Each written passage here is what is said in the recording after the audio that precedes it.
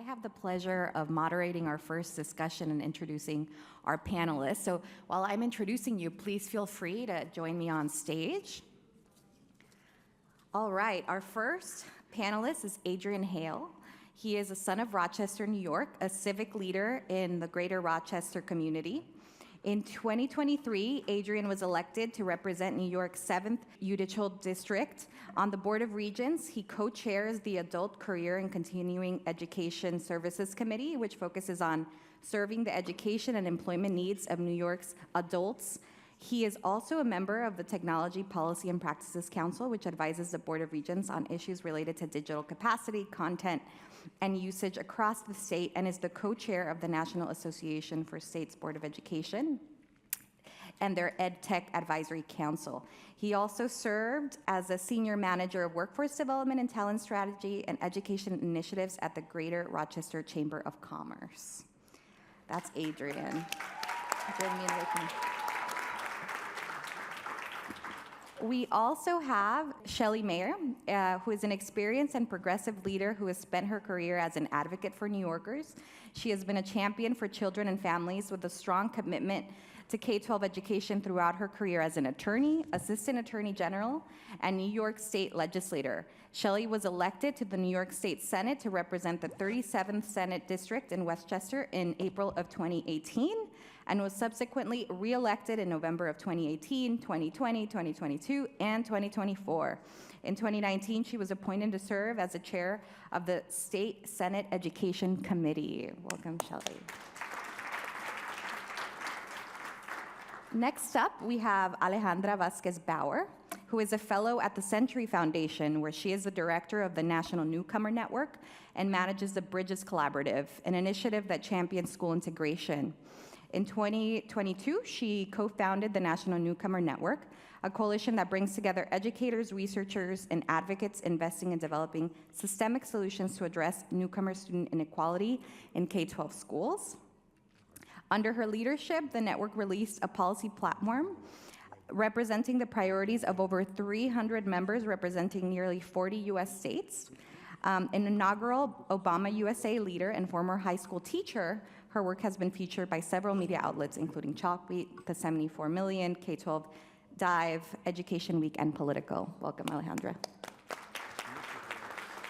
And last but not least, we have New York Council member Rita Joseph, who was elected in 2021 to represent Flatbush, Prospect Lefferts Gardens, Kensington, Ditmas Park, and Southern Crown Heights. Before serving in the city council, Ms. Joseph was a public school teacher, a community activist, and a proud union member.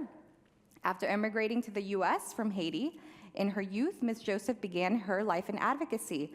While being a teen mom and able to attend college through a full tuition scholarship, she organized protests against the FDA's discriminatory bad blood rules that prevented people of Haitian descent from donating blood. She also advocated against police brutality and cuts to student transit discounts, all while she was working a full-time job. Welcome. Thank you all for joining us. I'm really excited to have this discussion. We wanted to start this conversation by situating New York within the broader national context. As we know, we have a new federal administration coming in that's going to change things significantly, right? And so I think as a starting point, maybe we can discuss what you all think should be the role of the federal government to ensure educational equity, what you expect over the next 4 years, and what should New York state leaders do in response. And maybe we can start here to our right, and we can move down the line. Well, first off, thank you all so much for having me here this morning. I'd be remiss if I didn't say Chancellor Young, which is he could be here in attendance as well, but I'm here on behalf of the Board of Regents. We have been preparing ourselves as state ed to be prepared for what this administration could potentially do.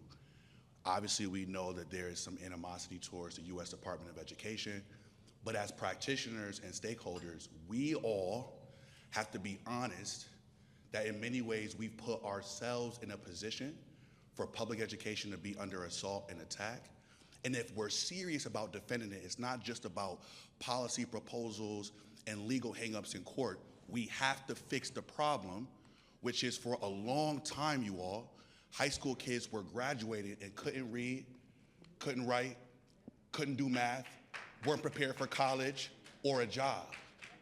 And so in a lot of ways, we have given this opposition administration the ammunition it needs to put forth an assault that in many ways, and in the minds of a lot of parents and folks who mean well, the ammunition they need to be effective.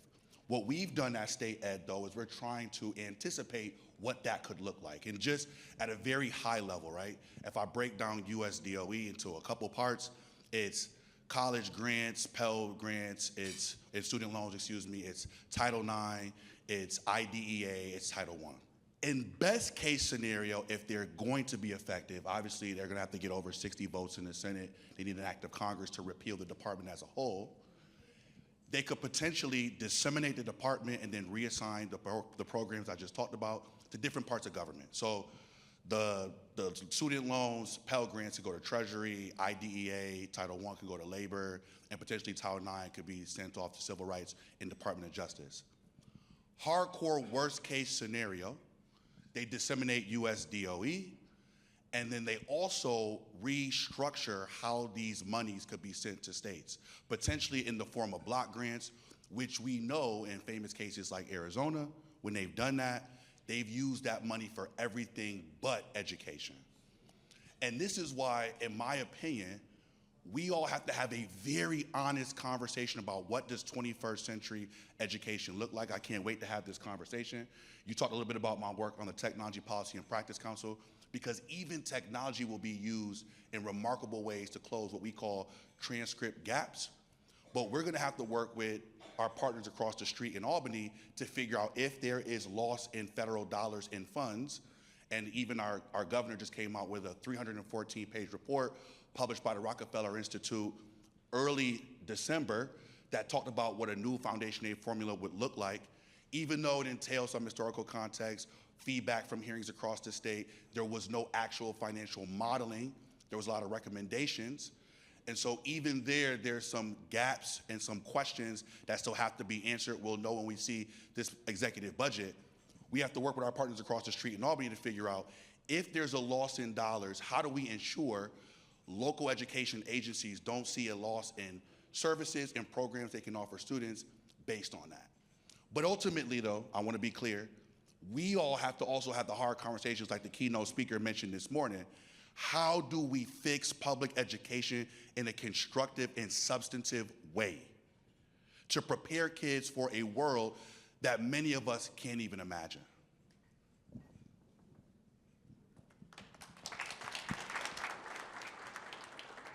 Well, it's great to be here, and thank you for having me. And I have in context, so I am a senator, a state senator, chair of the Senate Education Committee in New York State with the responsibility primarily for fighting for funding for every public school. And just to give context and to build on what you have said, since we have had a Democratic majority in the state Senate, we were able to fight with our governor, the prior governor, and get every school the funding they deserved to just get up to the baseline of starting to improve and believe in our public education system.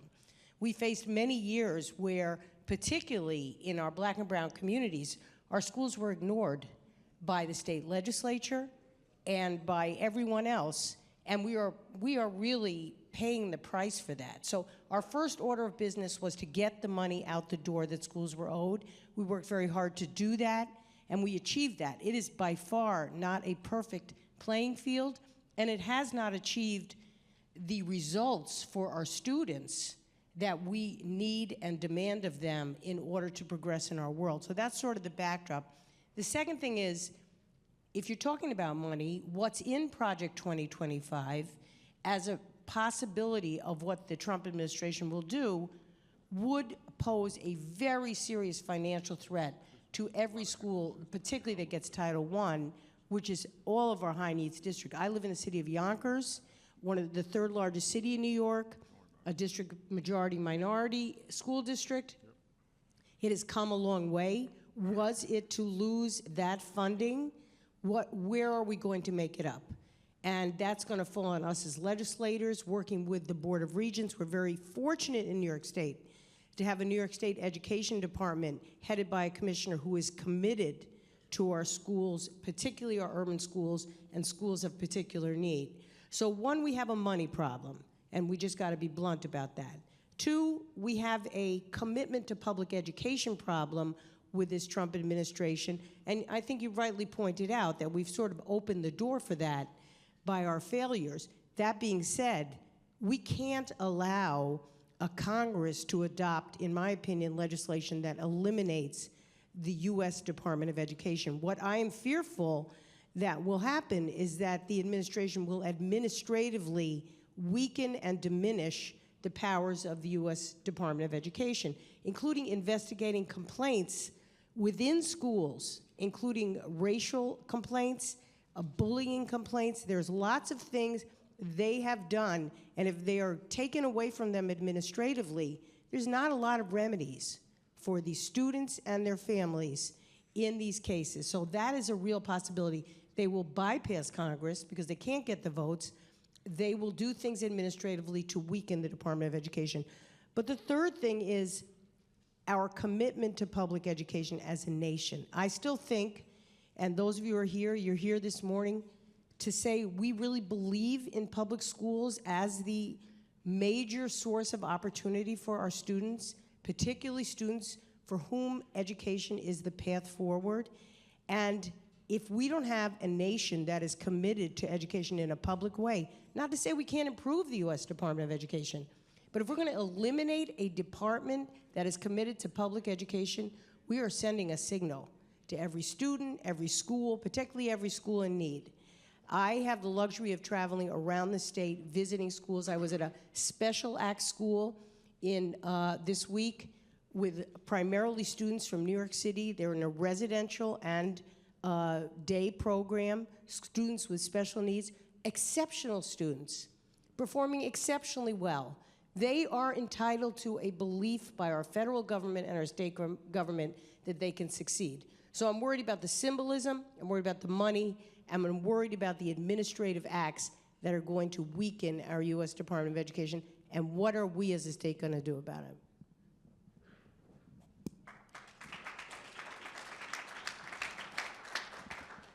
All right.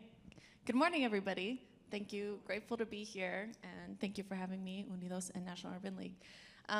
So as a believer in public schools and also the role of the federal government in education policy, we know that the federal government's primary role is being a watchdog, is looking across the country and collecting data, understanding trends, looking across the country, and using that to their ability to address inequities. When the federal government sees that some states are doing really well on math and others are failing students in math, when they're seeing that students in this state or in this county compared to other states or other counties are not reading at the level that they should be, the federal government's role is to address those inequities, to work with the states to address those inequities and be the watchdog, to provide services. And so that's what the federal government's role should be. And it is to address civil rights concerns, as Senator Mayer was talking about, is to look at the states and understand where are we failing students. And that's really critical, especially and even in blue states like New York State, right? We know that in New York State, even today, students are being denied essential services. Students with disabilities are not getting the services that they need, not necessarily at the fault of good actors, but they're not getting everything that they need. English language learners are not getting the services that they need. Parents are not getting translation, interpretation, access to school, transportation. These things are being denied students still to this day in blue states like New York and California. And just to give a sense, I work more at the national level. So I am tracking a lot of this at the federal level. We're still defunding predominantly black and brown schools, predominantly low-income schools, where they're not getting enough money to even get the right books for students, to read what they need to read, to be at grade level. It's an implementation issue from the top to the very bottom. And also, another thing I want to highlight is safety. We see many of our students still feel unsafe to go to school, with mass plans for deportations around schools, for students, LGBTQ+ students feeling unsafe to go to school because of the environment around them, especially in the incoming administration. These are issues that the federal government are supposed to track, follow up with, and hold schools and districts accountable when they're not delivering on the services and the promise of an equitable education for all students through public schools. And we see what this looks like in other countries when they don't have a federal education system. We see that when you leave that system, the accountability to each of the states or the provinces within a country, that means that there's inequity across the board, where some states do well, others do not. So the role of the federal government is really critical, not just maybe for places maybe that are doing it well, but to ensure that as a country, we're committed to that promise of equitable education for all students, especially marginalized students.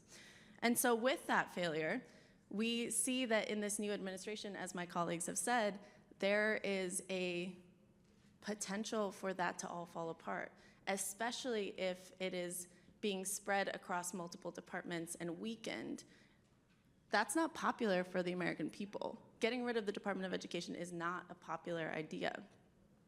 And so I think especially right now it's important to address that there's so much potential in New York State, and as we've talked about, and many of my colleagues here work directly on education policy here in the state to ensure that we are stepping in where the federal government will fail in these next couple months to do its job as a watchdog, to provide essential services, to look at civil rights issues across the state, and to step in and improve educational opportunity for those students. That is the charge of the next 4 years and potentially beyond, is to ensure that where the federal government is not standing up to the expectation, to its promises to quality education for all students, New York State must step in and do that.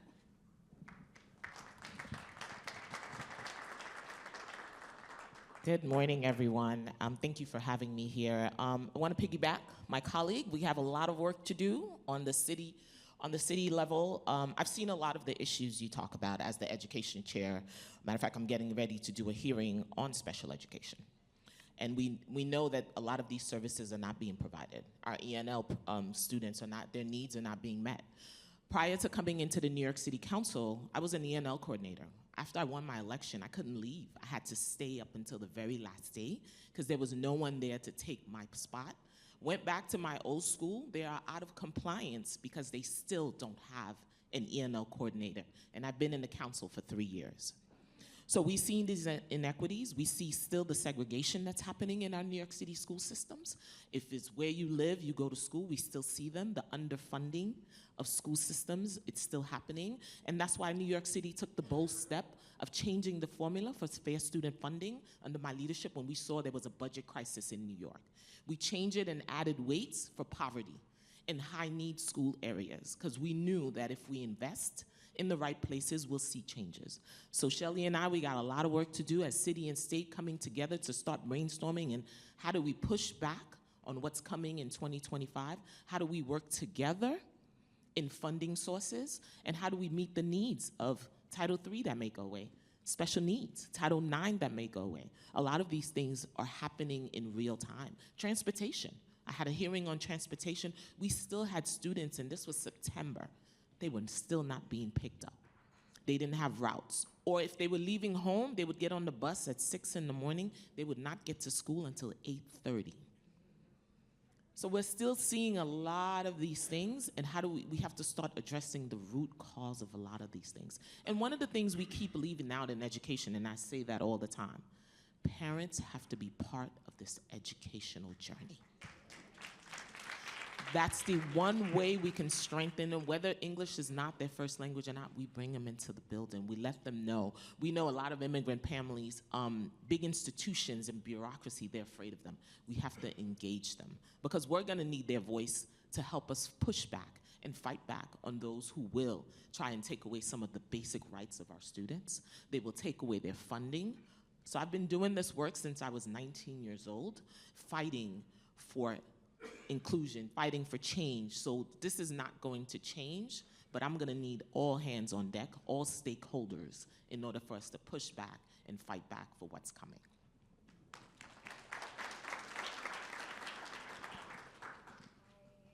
Would love to spend a little bit more time talking about, I think the state senator put it best when she said we have a money problem. And there was a brief mention of the funding formula, budget season is coming up in New York. There's been a big conversation about the funding formula. How do you make that more equitable? Funding isn't everything, but it is critical, especially when you think about school turnaround. We do assessments, we get information about which schools need help, and we don't necessarily follow up with resources. So I would love to spend a little bit of time on that. If you all can chime in and break down what that fight is about, what do you see as you know, how should we adjust what we're doing now to be more targeted and more equitable in the way that we distribute resources? And please feel free to jump in. Whoever. Yeah, a couple things I want to follow up on here. And I want to get back to what the senator talked about. We have a public education confidence problem and a public education commitment problem in this country. Going back, and I'm sorry, what was your name again? Alejandra, to your point, right, about the federal government being oversight, that's where a lot of these dollars start. Only 2% of the federal budget is going to the Department of Education to begin with, okay? So I want us all to just understand that. From a capacity perspective, the Department of Education has one of the lowest staff counts of any other U.S. federal department of all of our agencies. So there is not a genuine commitment all the way to the top as far as we really believe and want to commit resources in a substantive way to the U.S. DOE. Coming down to New York State, we made our budget proposal to the state legislature of about $2.2 billion at the end of last year. We're gonna see what that looks like in this executive budget draft that's gonna come out now. But having been in this role for about 2 years now, I can tell you all, there are so many needs. And I have to be candid with you from my point of view here. I represent Rochester and the 8 counties around Rochester, okay? Shout out to Rochester in the building. I represent 72 school districts across 8 counties in upstate New York on the Board of Regents.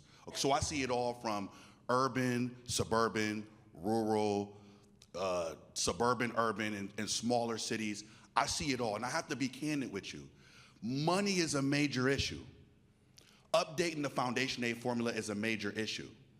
But there's still a collection of various different collective bargaining agreements, court decisions, policies and laws that are holding a system in place that where I see it, and I just want to be clear, I'm a product of public education. I didn't go to a private school until college. The way I see it in my community is there's this donut hole dynamic between urban centers being depleted of resources, going to build up communities and school districts and property tax bases that people within that urban community can't have access to. So I want to be clear. If certain special interest groups have already laid claims to jobs and occupations, whether that's administrating, principal, counseling, teaching, and they don't live within the community that they're practicing in, and then they go to outside that community and live in places that folks within that community can't get access to, money is not going to solve the problem for a lot of the black and brown cities in upstate New York. It's not going to do that. And I get that in many ways, racial enlightenment as far as us understanding equity as a fundamental and core principle that's guiding a lot of the work at the New York State Education Department. Our whole budget is undergirded by principles of equity. But that doesn't matter if we don't revisit the legal framework that is very much holding in a dynamic that we know is putting black and brown kids at a disadvantage. And then I want to just end here. If we continue to over-resource some districts and under-resource others, to your point, we're going to continue to misperceive our most gifted and talented kids as the ones with the most resources, not the ones with the most talent. And if we're serious about the purpose of public education, which is to ensure that we realize the attributes, the capabilities of every student within our state, we have to make sure every kid, including me, who grew up in the 14621 zip code, one of the poorest zip codes in New York State, who had to go to the military to get into Yale eventually, but went to receivership schools my entire academic career, K through 12. I'm not an anomaly. There's kids all across New York with that capability. And it doesn't matter if we focus on funding and more money comes to the Buffaloes, the Rochesters, the Syracuse, the Yonkers, the Albanys, the Uticas, the New York Cities. If at the end of the day that money is gonna find itself in another community, contributing to another tax base that those people can't get access to, and they have resources, services, and programs that continue to give those students advantages at the disadvantage of all those aforementioned communities.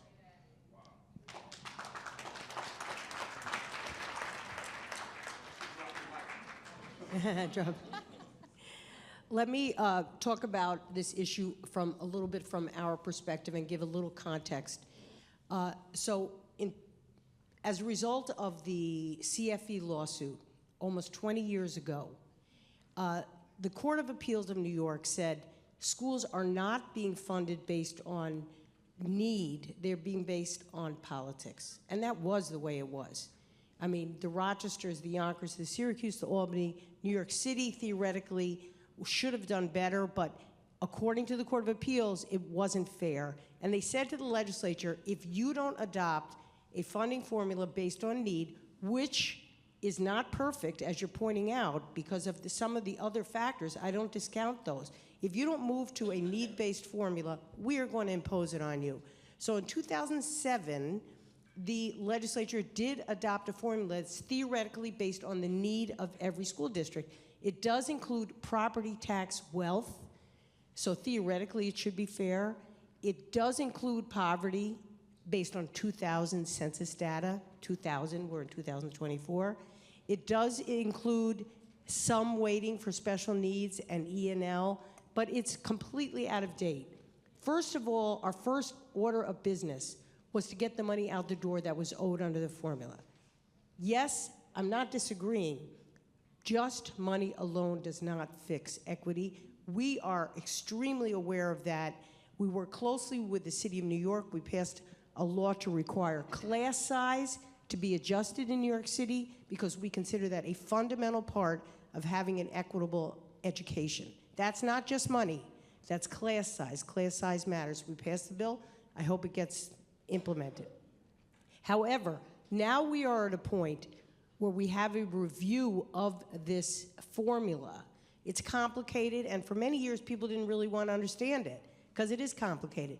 But it is how schools are funded, and if we don't have the funding, we can't begin to have the second conversation either. So we need to do the funding. I just want to point out something about the politics of how New York works. Not everyone understands this. The state education department is not an executive agency.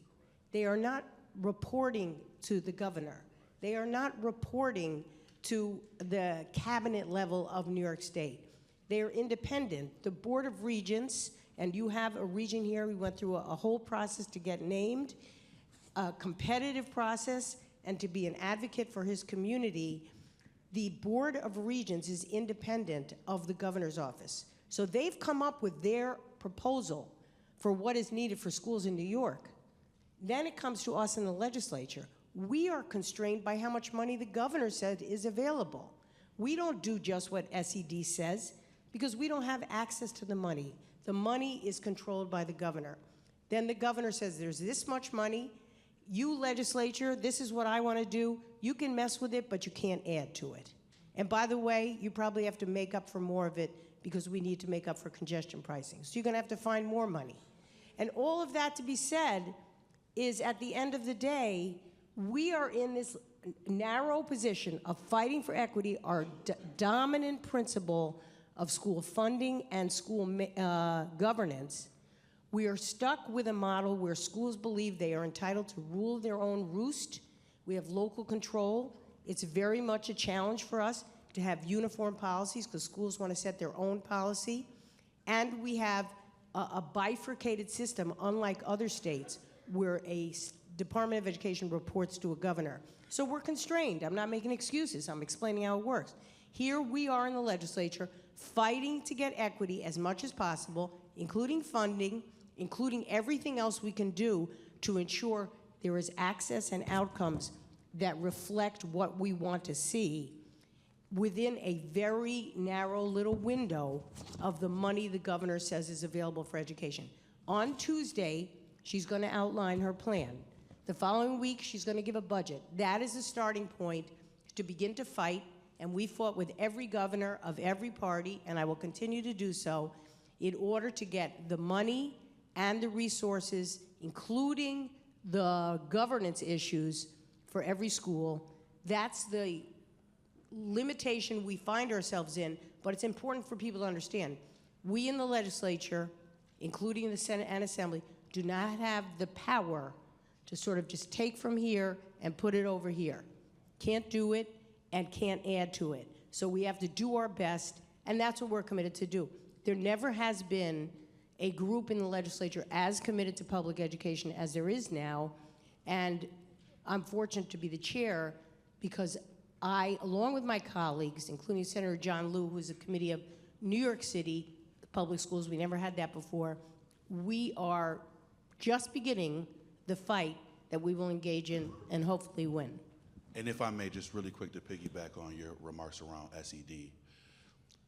Last year, if any, and I'm sure all of you watch the budget hearings in Albany, right? I'm sure you all do. You don't miss them, right? But last year, if you heard our great commissioner, who I have the utmost respect for, who fights tirelessly for our department and for the kids across the state, she asked the governor if we could just get $1 million to do a comprehensive study over a couple of years that would update the foundation aid formula and actually give us in 2025 and beyond what we need as it relates to funding schools by need, taking new factors into account. The governor didn't listen to the commissioner. She hired the Rockefeller Institute from the University of Albany, gave them $2 million instead of the $1 million that we asked for, and then they came up with 314 pages with a whole lot of nothing as it relates to financial modeling and giving us insights into what those factors would be to update the foundation aid formula. And we haven't heard much from the governor's office about how she looks to use this report to give her insights into what the education budget proposal is going to look like in this executive budget proposal coming out in just a couple of days here.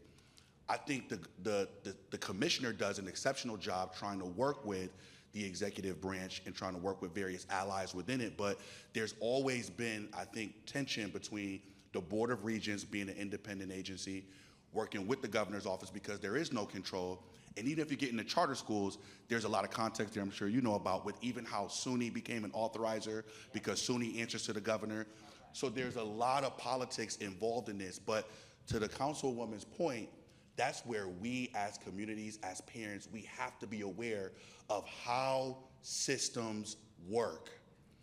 We can't talk abstract, we can't talk hypothetical, we have to know who's in the chain of decision making so we know who to hold accountable for what. In December, we made our largest budget proposal to the legislature of $2.2 billion from the New York State Department of Education, and we'll see what we hear come Tuesday during the State of the State.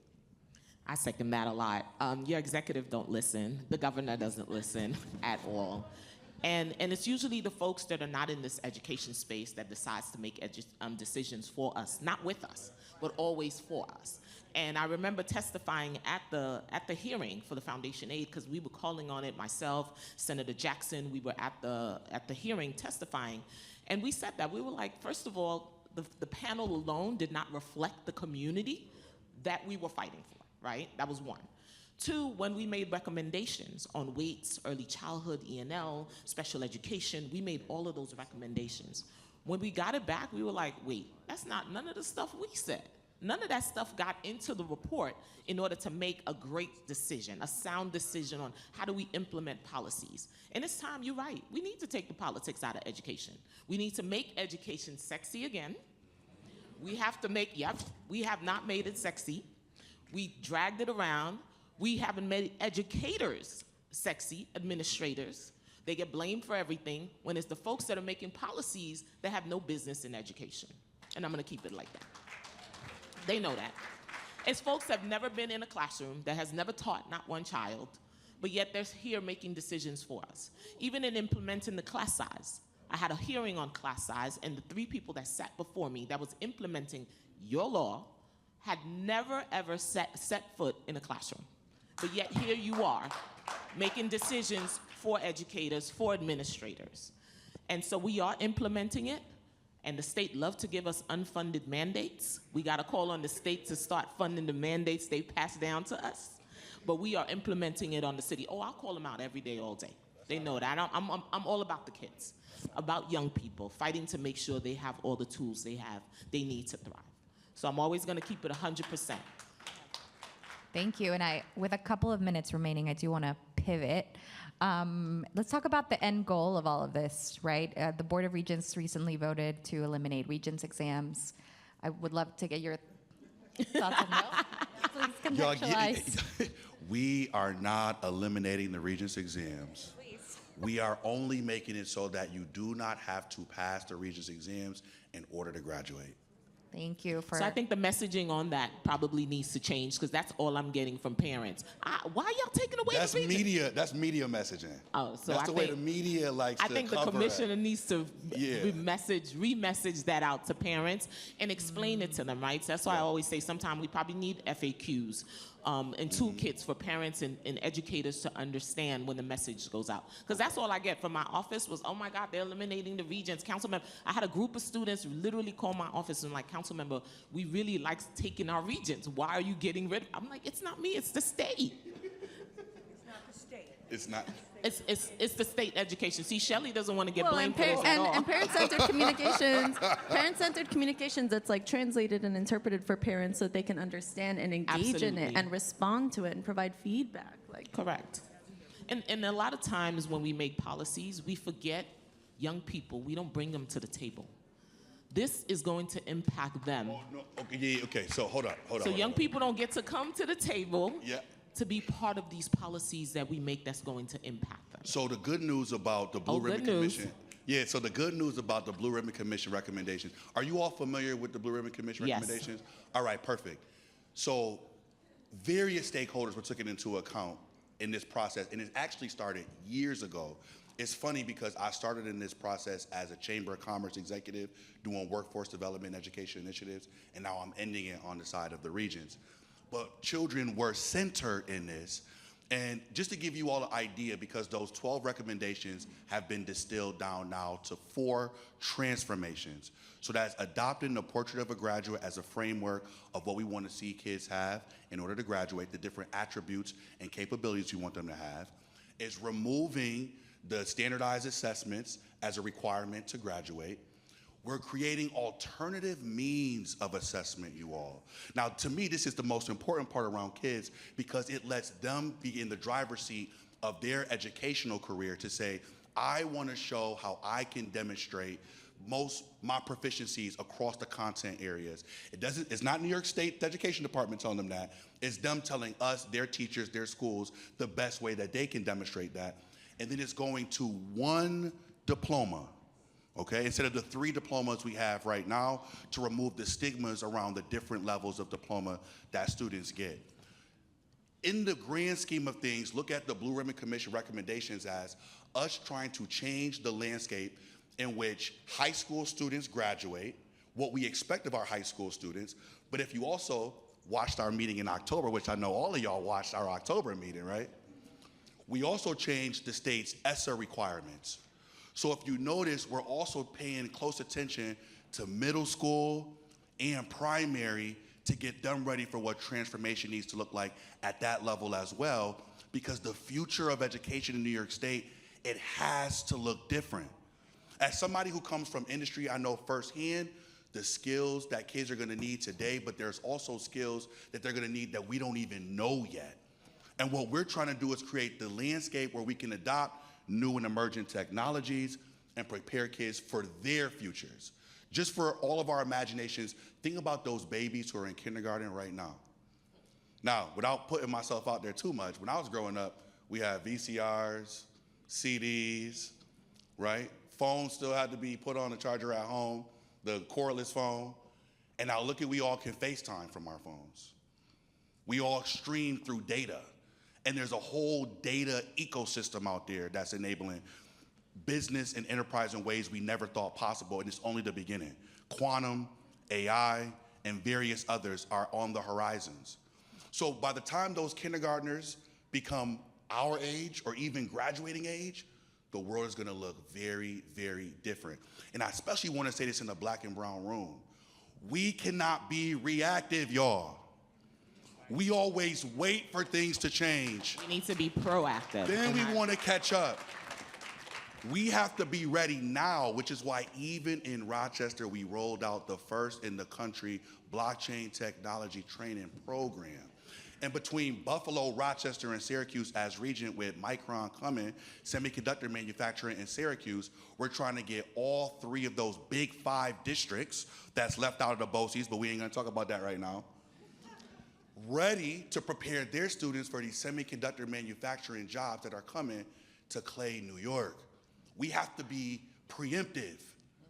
We can't always wait to be reactive, and we can't be trying to send, just be clear, all of our kids back to the building trades when the future and the gainfully employing jobs are gonna be in tech.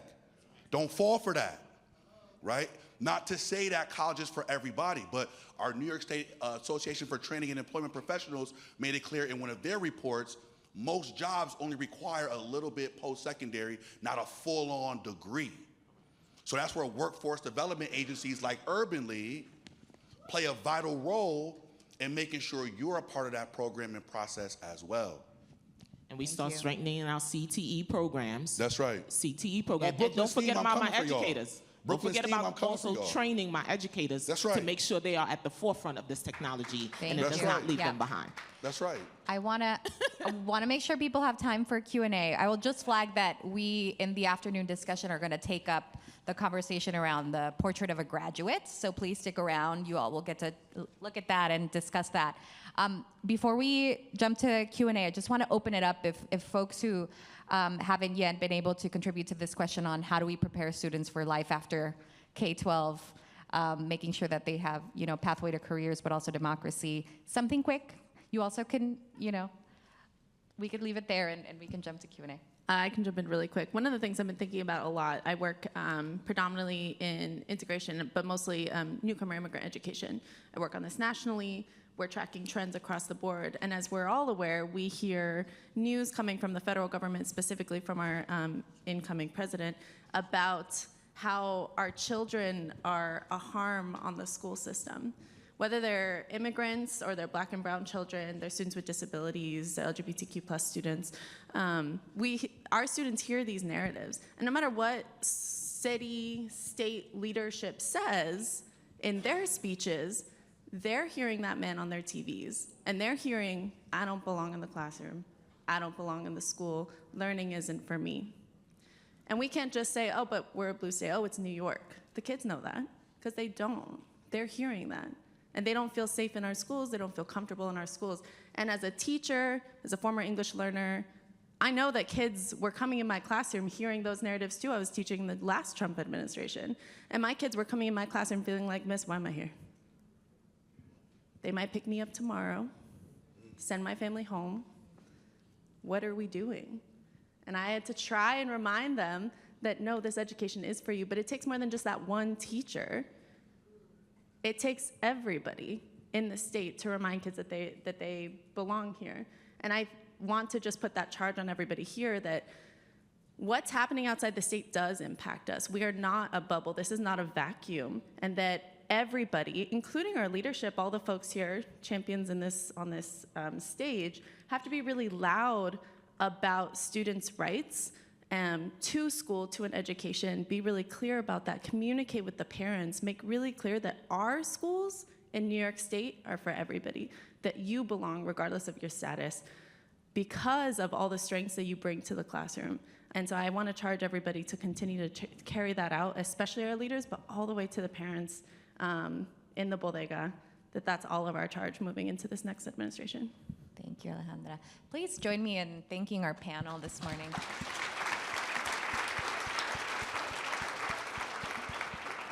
With that, we have time for a few questions, maybe one or two. There's mics here in the back if you want to walk up to the mic.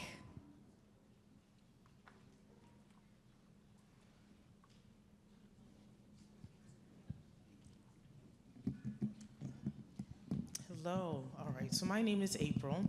I just had Can we talk? I was just going to say, there's only time for 2 or 3. Okay. So, But remember, there is an afternoon panel and Okay. discussions following this, so you will have an opportunity to be heard. okay. I'm representing New York State NAACP today. I just had a question regarding the Blue Ribbon Commission and just the sharing of the shift. My question really is about teacher prep programs. Since the shift is happening, how are we preparing or helping to create the teacher preparation programs through the universities to ensure that they are moving forward with that change so that the teachers coming out of the systems have that knowledge and that the professors in those programs are also at the, in step with what's happening on state ed as well. Yep. So if you watch our meetings, our chancellor convened a group of us to comprise a P20 work group. Because this is all P20, we gotta stop thinking in higher ed and K-12.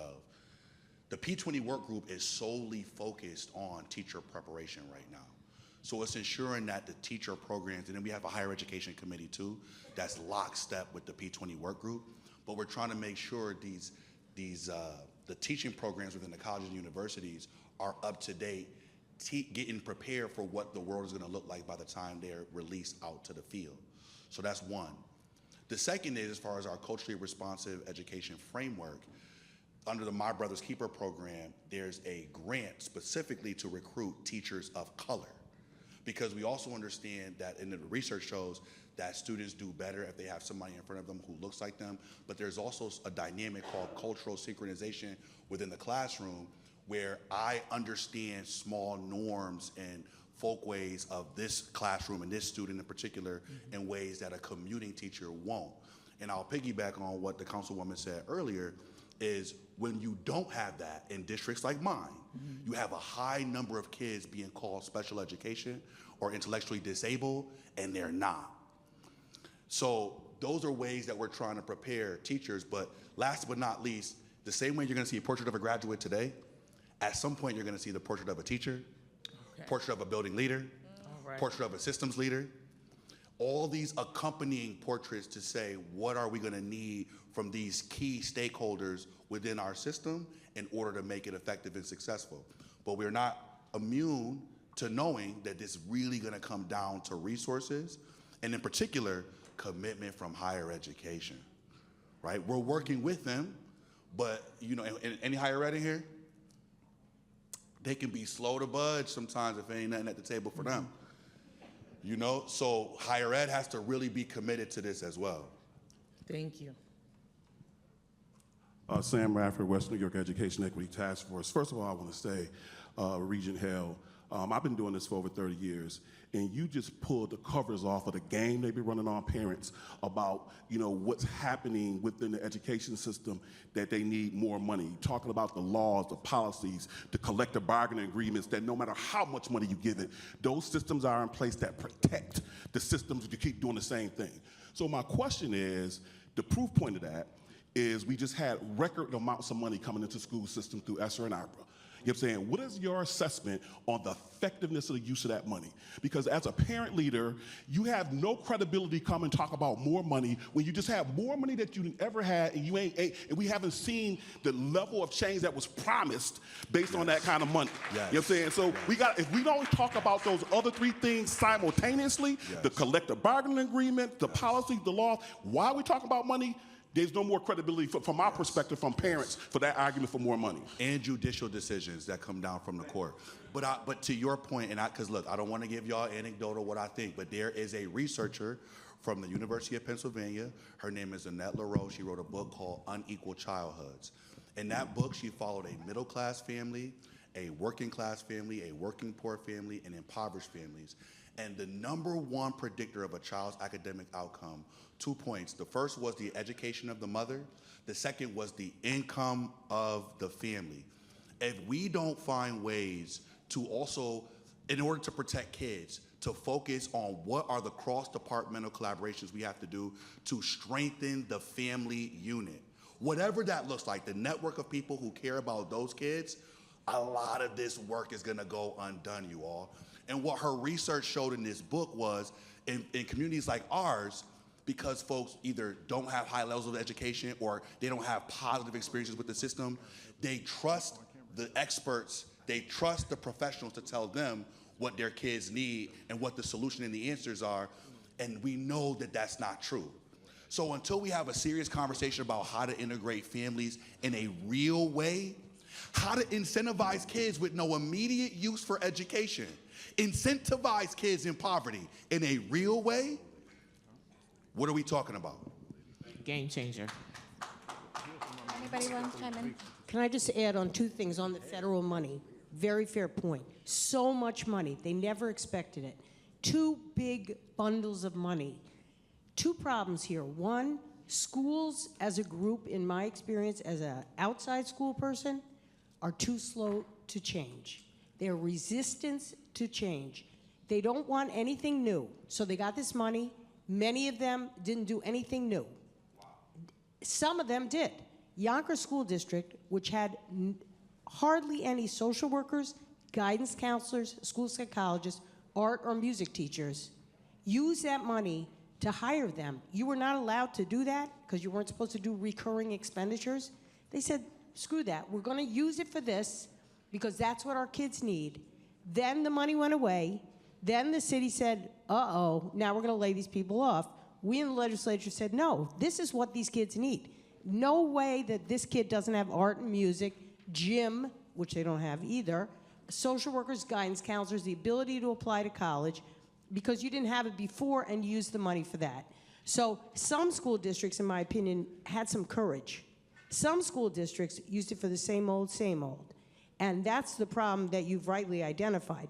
But I see across the board on a number of issues, the school community writ large, and some districts are different, without a dynamic superintendent, as our keynote speaker was talking about, or a dynamic principal, has a tendency to go to less change, less upset, less something new, and that is a problem we got to face.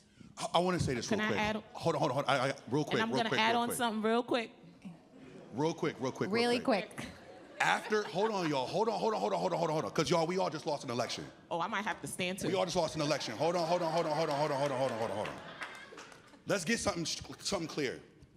Upstate New York, I can't speak for New York City, but I know the Bronx is some of the poorest zip codes in the whole country as well, too. How are we going to incentivize kids? In my city, they're called the Kia Boys. Young, black, and Hispanic males who steal cars, turn them in to get the money for it. Because there is no tangible opportunities around them. There's already a stigma of what happens when you hire them. My question is, how are we gonna incentivize young black and Hispanic youth to want to acquire their education when nowhere around them do they see the immediate return or yield on that time investment? That's number one. Number two, if you do not strengthen the family unit, that means my parents are working way too much to be a part of my education, to teach me, to tutor me, to be around, to be involved. How are they gonna support the work of the school or that child in the acquisition of their education? Last piece, if even a district goes on and hires more staff to do whatever, right? Who are those staff? Where do they live? And where's that money going? And I'm only speaking from my vantage point as an upstate New Yorker because I'm very serious about the extraction of resources from city centers to suburban communities where those city residents can't go and partake in the services provided, whether it's BOCES or district specific. Thank you. I just wanted to add real quick. When we got our federal dollars, one of the things we did, created community schools, hired psychologists, STH. We did something called mental health continuum. When students were having mental health crisis, we took the NYPD out of that component and included other stuff. So community schools is a social safety net for families. So that's what New York City did. That's how we created 3K, pre-K for all. Social workers, guidance counselors, nurses in New York City public schools. We even created a program called Learn to Work, where young people get an opportunity to work and earn money in different offices in different fields. So New York City, the predecessor, the previous mayor, that's what we did with the money. In the last budget, we had to fight to make sure we maintain all of those programs. Now I'm going to fight to make sure we baseline these programs so they stay in our New York City public schools. Thank you. So, yeah. So we are going to wrap up the panel with that, but we have roundtable conversations for the rest of the day. Please feel free to join. Continue the conversation then. I'll linger. Yeah, great. You can catch him in the hall. I'm going to introduce my colleague, Brian Ortega. This is the last bit before we are up and moving around, and they're going to give us an update on some steering committees that we have that are informing our project. Brian, please come up to the stage, and if our panelists would kindly exit on the left, and we'll have our committee members join us on stage. Thank you.